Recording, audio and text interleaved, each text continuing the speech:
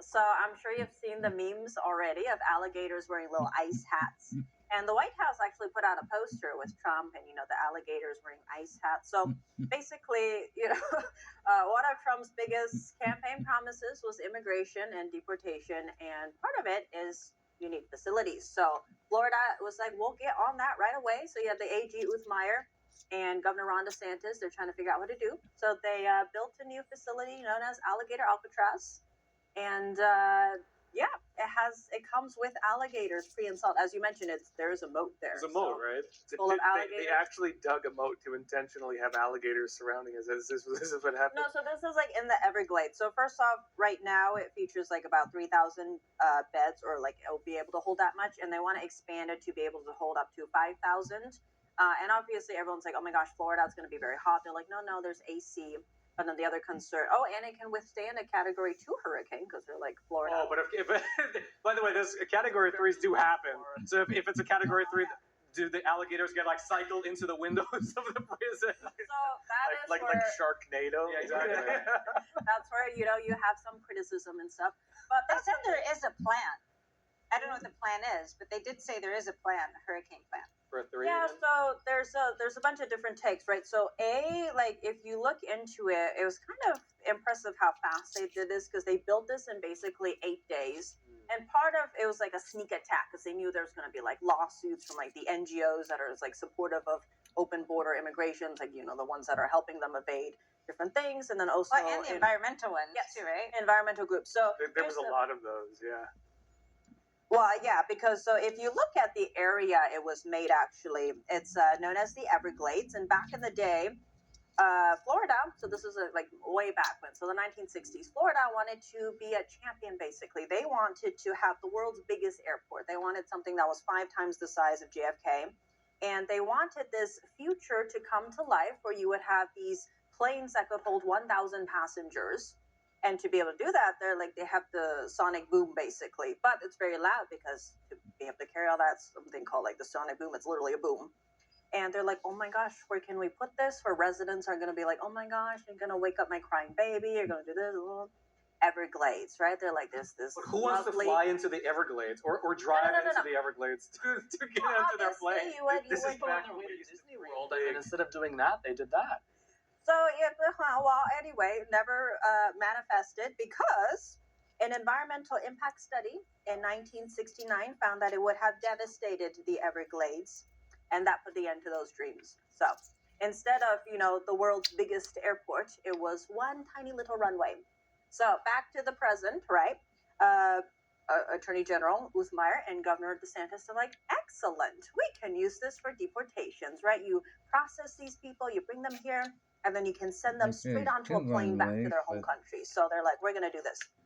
It's pretty huge, by the way. I was just going to say, when you look at the aerial shots that you see a lot of, you don't realize how big it is. It's 39 square miles. Like, yeah, it's really huge. Is most of that their runway, I assume, then? No. I think it's the big square facility. Yeah. Well, the interesting part, they used the budget that was supposed to be used to house migrants. Yeah, that's what I was going to get to. So actually, on that note, let's first listen to President Trump and Florida Governor Ron DeSantis, and then we'll get into a bit more in detail.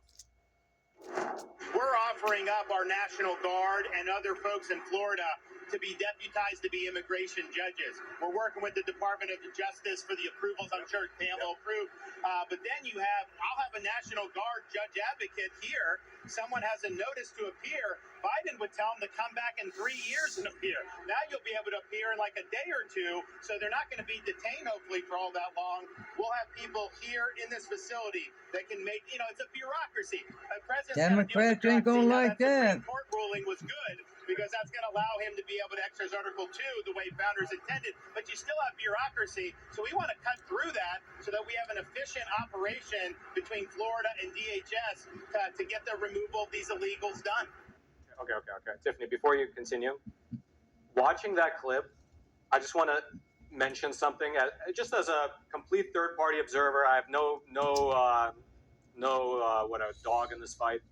Officially, Ron DeSantis is 5'11". Now, there's claims that whether he's wearing, lifts in his shoes, he's really 5'7", wearing, like 4-inch heels. Okay, whatever. Officially, he's 5'11". Trump is 6'3" officially.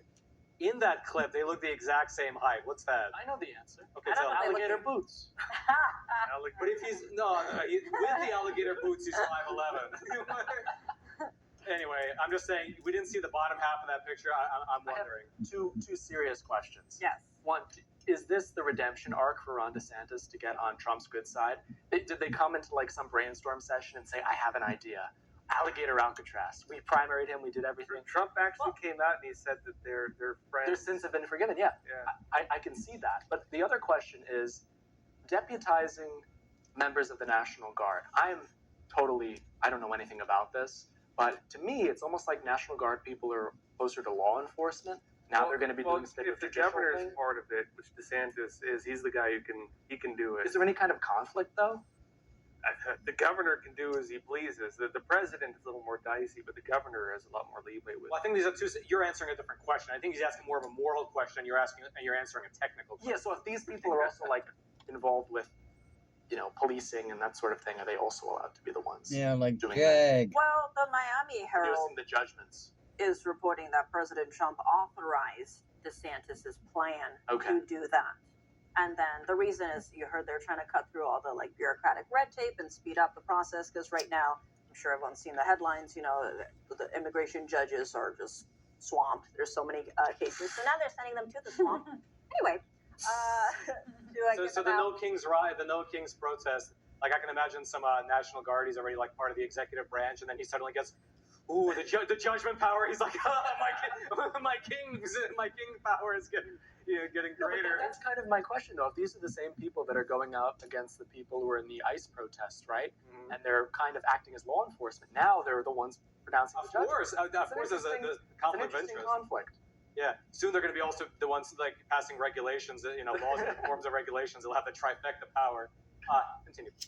Well, so some have been, pointing out, they're like, oh, this is just the latest in President Trump's political theater. But there is also a practical element. We were talking about deportations and, deputizing to try and speed up that process. But also, if you notice, CBS was reporting that ICE has been holding 59,000 immigrants as detainees in facilities across the nation. But ICE is only funded for 41,000 detention beds. So where are they keeping them? They're keeping them in jails right now. And It's only 59,000? Really? That's the bottleneck on the deportations, actually. But they're not The supposed real to be real there. bottleneck is capacity. Yeah, they're not supposed to be there for any length of time, and that's the whole idea between the deputizing, right? They get in and out within 3 days, I think, Ron DeSantis. yeah, so all these different aspects, right? So then that was part of the whole Alligator Alcatraz, where people, especially Uthmeier and DeSantis, they're like, the heck, we have all these people in jails right now. We have to do something. Is this going to satisfy Trump on the Alcatraz front? Are we done with the one? Oh, that's right, because Well, Trump yeah. wants to bring back Alcatraz. Maybe that's where the name came from. Yeah. That's part of why they're calling it political theater, because they're the name Alcatraz. It's you can't really calculate how much of a deterrent message it's sending, because you can't really figure out people's mindsets and their calculus in terms of coming here. But they are noting, you have Holman, also saying record low numbers of encounters, not just but encounters at the border. So it does seem like the whole slew of messaging so far from President Trump has been, don't come, it's not going to go well.